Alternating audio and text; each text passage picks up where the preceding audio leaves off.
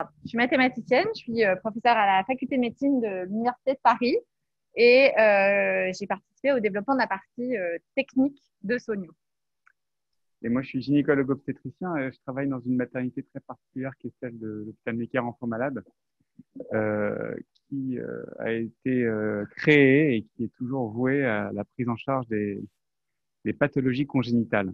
Et donc, le projet, ce projet dont on vous parle, eh bien, est né d'un besoin, de notre besoin de gynécologue obstétricien, d'arriver à faire le diagnostic de maladies in utero qui sont excessivement rares parce qu'on parle de choses dont la prévalence est de l'ordre de 1 sur 1 million et que pour la plupart d'entre nous, on n'en a jamais vu un cas. Et que peut-être le seul cas que l'on aura devant nous, parce qu'on n'en a jamais entendu parler ou jamais vu, on le loupera. Ce qui nous est arrivé à tous, évidemment. Et donc là, on est par rapport à ce qui se disait juste avant, on est dans un cas peut-être particulier où même l'expert censé être expert, c'est-à-dire le recours ultime pour le diagnostic, eh bien, est souvent pris en défaut parce qu'il n'y a pas d'expertise qui permette de répondre à l'ensemble de la question, d'où la création de ce projet qui s'appelle Sonio, qu'on vous présente aujourd'hui. Alors, ces malformations congénitales, pour camper le tableau, eh bien, elles touchent chaque année un enfant sur 33 en Europe et aux États-Unis. Il n'y a pas de, il y a pas de, il y a pas de racisme là-dedans. Ça fait, si on prend les chiffres américains, ça fait 120 000 enfants par an, et donc plus de 8 millions d'enfants dans le monde chaque année. Et ces malformations, elles sont évidemment pas toujours reconnues. On n'est pas toujours capable d'en faire le diagnostic quand on parle de malformation ou que l'on parle de maladies génétiques plus compliquées pour lesquelles le risque de handicap est bien sûr élevé lorsqu'on parle d'anomalies génétiques. Alors, dans ce contexte, eh bien, ces malformations congénitales peuvent être soit bénignes, c'est le cas d'une petite fente labiale ou d'autres malformations comme des pieds-bots, pour lesquelles eh bien, une prise en charge périnatale adaptée corrige entièrement le problème et il n'y a pas de handicap à en attendre. Elles peuvent parfois nécessiter une prise en charge médicale périnatale particulièrement spécialisée. C'est le cas des cardiopathies congénitales. J'ai entendu Marilyn parler tout à l'heure. Elle connaît ça très bien chez nous. C'est des enfants qui vont nécessiter une structure de soins adaptée et une prise en charge urgente dès la naissance.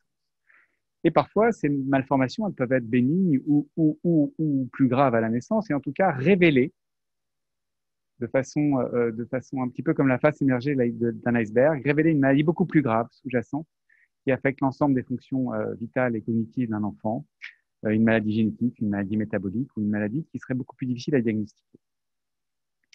Le parcours de soins des patients, en tout cas en Europe, et c'est vrai dans les grandes lignes pour l'ensemble des pays développés, eh bien, s'appuie sur une stratégie de dépistage. Les femmes enceintes subissent des examens de dépistage, des examens échographiques. En France, on en a 3. On en fait un premier au premier trimestre, deuxième trimestre et troisième trimestre. Et lors de ces différentes échographies, et c'est essentiellement pour le cas pour les 2 premières échographies, eh bien, on peut mettre en évidence une anomalie échographique ou une suspicion d'anomalie échographique ou carrément une anomalie grave. Et à partir de là, eh bien, elle rentre dans un circuit qui a une certaine forme de standardisation parce que, eh bien, en France, on a la chance d'avoir un réseau de ce qu'on appelle des centres pluridisciplinaires de diagnostic prénatal. Et en France, on en a une cinquantaine de ces centres qui sont ciblés sur tout le territoire, y compris les DOM et les TOM. Et ce sont des centres de recours pour le diagnostic lorsqu'un diagnostic ou une suspicion de diagnostic d'une malformation est réalisée. Et c'est pas toujours très rapidement réalisé parce qu'il faut se mettre dans la peau d'un échographiste qui est dans son cabinet et qui pense peut-être qu'il y a quelque chose. Et à partir du moment où il va dire qu'il y a peut-être quelque chose, ça va générer une angoisse. Et son problème à lui, c'est pas que d'adresser la patiente, c'est aussi de générer des angoisses inutiles parce qu'il passe pour un mauvais.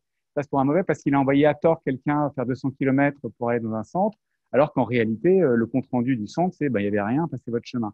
Donc, il a aussi cet aspect-là. Il a besoin de faire le diagnostic d'une maladie, d'une malformation, mais il n'a pas envie de le faire par excès.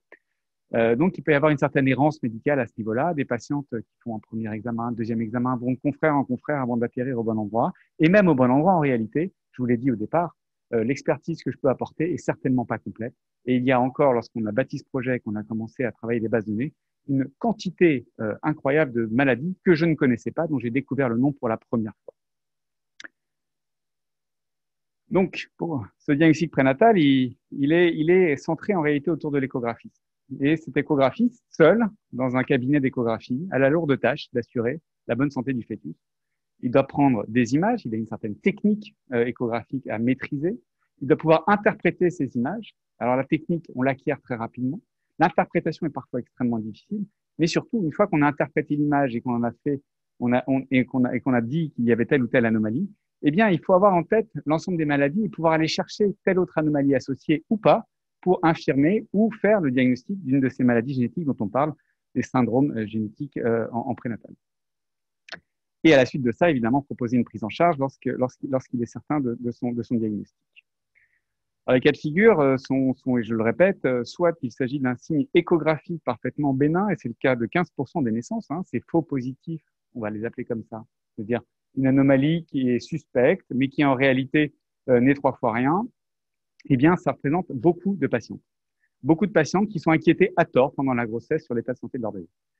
Des anomalies authentiques qui vont nécessiter une prise en charge, qu'elles soient urgentes ou pas urgentes, graves ou pas graves, eh bien, vont représenter 2% des naissances. Ça, c'est relativement stable dans toutes les populations. 2 à 3% des enfants naissent avec une malformation documentée. Et puis enfin, il y a des maladies plus rares, des syndromes qui vont associer plusieurs anomalies et qui vont représenter surtout une grosse partie du handicap qui ne sera pas diagnostiqué avant la naissance si on n'en fait pas le diagnostic.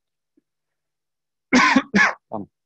Et donc, notre objectif a été, et c'est la raison pour laquelle on a fait appel à Stéphanie et d'autres collaborateurs mathématiciens pour nous aider dans une tâche qui dure depuis quelques années maintenant, qui est d'arriver à établir un compagnon pour l'échographiste seul dans son cabinet, un compagnon qui va l'aider lors du déroulement de son examen, un compagnon qui s'appuierait sur une base de données relativement exhaustive, aussi exhaustive que possible, et qui va, lors de l'examen, pouvoir nous proposer d'aller voir telle ou telle anomalie échographique, de la chercher pour pouvoir justement déterrer ce diagnostic qui se cachait chez ce bébé et dont on n'aurait pas fait le diagnostic si notre compagnon ne nous avait pas montré la lumière là où il fallait chercher et au bon endroit. Stéphanie, je crois. Les algorithmes. Alors, formulé comme ça paraissait effectivement plus un problème médical qu'un problème mathématique, mais on a réussi, donc avec une équipe de l'École polytechnique et de l'Université de Paris, à finalement construire 2 algorithmes qui répondent à la question. Il y a un premier algorithme qui est l'algorithme de diagnostic, c'est-à-dire l'échographiste a rentré l'information de la présence, de l'absence ou de non observé encore sur le vecteur des anomalies. Et en sortie, on va lui donner la probabilité des différents diagnostics possibles, soit une anomalie isolée, soit un des syndromes de notre base de données qu'on a enregistré. Donc, chaque anomalie détectée sera notifiée dans un vecteur. Si elle n'est pas présente, c'est une information importante également. Et puis, il peut y avoir aussi des choses qu'on n'est pas encore allé voir. Malgré tout, chaque probabilité doit permettre d'orienter vers un diagnostic. Le deuxième algorithme, c'est un arbre de décision à optimiser. Maintenant, j'ai cette entrée de nouveau. Je suis arrivée avec des probabilités de diagnostic qui ne me permettent pas encore d'être complètement certain. Quelle est la chose que je dois aller chercher chez mon petit bébé, enfin chez le fœtus, pardon, pour infirmer le diagnostic qui est en cours. Alors, les difficultés sont de divers ordres. La première, c'est qu'on n'avait pas de données structurées. On parle de maladies rares. Donc, les données cliniques, on ne peut pas les utiliser pour un apprentissage parce que sinon, on n'a plus rien pour la validation de l'outil. Et donc, il faut se restreindre à d'autres types de données. Ensuite, si on voulait faire une analyse automatique des images, je vous rappelle de nouveau qu'on parle d'images échographiques, d'un bébé qui bouge, de plein de choses, une variabilité incroyable. Et donc, il nous faudrait énormément d'images pour pouvoir avoir quelque chose de complètement exhaustif. La raison, c'est que pour l'instant, on a 300 maladies rares référencées dans la base, 600 anomalies et donc à peu près 1000 signes échographiques. Donc, à partir de cette problématique de grande dimension, faible nombre de données, maladies rares et un besoin quand même assez majeur, l'idée a été de regrouper les variables pertinentes du diagnostic avec de l'expertise médicale et de proposer un modèle probabiliste. Alors, qu'est-ce que ça veut dire ça? Pour l'algorithme de diagnostic, on est allé chercher quelque chose d'assez simple, qui est de se dire, on va essayer de comprendre quelle est la probabilité d'un diagnostic, sachant une occurrence d'anomalie, une co-occurrence d'anomalie. Alors évidemment, dans les syndromes qu'on regarde, c'est cette combinaison d'anomalies qui est importante. Et donc, pour décrire cette probabilité, eh bien, on s'est heurté à une difficulté majeure qui est que la littérature ne renseigne que ce qu'on appelle les lois marginales, c'est-à-dire la probabilité d'une seule des anomalies, sachant le syndrome. Donc, je sais que si j'ai des problèmes d'orteil, sachant le syndrome, alors attention, le syndrome APER, je ne connais pas encore, eh bien, je vais avoir telle probabilité d'occurrence de ces orteils mal formés. Mais je ne vais pas savoir quelle est la probabilité des orteils mal formés, des doigts mal formés et de la craniosténose, sachant que j'ai la maladie d'Apert. Alors, il a fallu qu'on infère tout ça, et c'est ce qu'on appelle l'inférence de l'environnement. Et comment on a fait? On a utilisé ce qu'on appelle un maximum d'entropie pour informer le système, informer l'environnement le moins possible, mais en ayant quand même les contraintes médicales qui nous ont été données. Alors, on s'est quand même heurté à la dimension, et donc il a fallu résoudre des problèmes de dimension. Le problème qui a été de dire, bon, bah, pour simplifier la chose, on va prendre une indépendance conditionnelle, n'a pas marché. Parce que de dire que avoir à la fois les orteils mal formés, les doigts mal formés quand on a APER, c'est pas pareil que de dire qu'on a la probabilité d'avoir les orteils mal formés sachant APER et les doigts mal formés, fois les doigts mal formés sachant APER, parce qu'en fait, on arrive à des contradictions complètement aberrantes où des syndromes apparaissent plus probables que d'autres à cause de ces recombinaisons. Et donc, on est allé à l'opposé, à se dire, ben, on va vraiment tout inférer, ce qui est évidemment pas possible. Et donc là, il a fallu injecter de l'information experte, d'où toute l'importance de l'équipe de Necker, pour guider complètement l'apprentissage de l'environnement. Et puis après, une fois qu'on avait réussi à partir des marginales, réussir à récupérer les lois jointes, eh ben, on avait la probabilité inverse avec juste une formule de Bayes toute simple. Donc, finalement, c'était pas si compliqué. Après, ça, c'est la première partie. La deuxième partie, c'est optimiser l'examen. C'est-à-dire, je suis à un état de l'examen, je veux guider correctement l'échographiste en un temps le plus petit possible. C'est-à-dire qu'il ait le moins de choses à faire pour véritablement confirmer ou infirmer son diagnostic. Alors, les enjeux techniques, c'était essentiellement de l'optimisation d'un arbre de décision ou ce que vous connaissez comme le jeu des 20 questions. Je ne sais pas si vous avez déjà, je pense à quelqu'un, vous allez me poser des questions au fur et à mesure, je vais juste répondre par oui ou par non et vous allez trouver à qui je pense. Eh bien, c'était à peu près la même chose. En le reformulant un petit peu, on obtient une modélisation par processus de Markov qui est très courant, donc c'est-à-dire qu'on a un état qui va complètement déterminer la probabilité de transition à l'état suivant. Et pardon, il y a plein de choses qui apparaissent tout le temps, je suis désolée. Et donc, ce qui est intéressant, c'est d'avoir l'apprentissage de quelles sont les étapes de transition, les probabilités qui vont nous diriger vers une action, ce qu'on appelle une action, c'est-à-dire aller voir une anomalie spécifique, étant donné l'état actuel. Alors, comment on a fait simplement?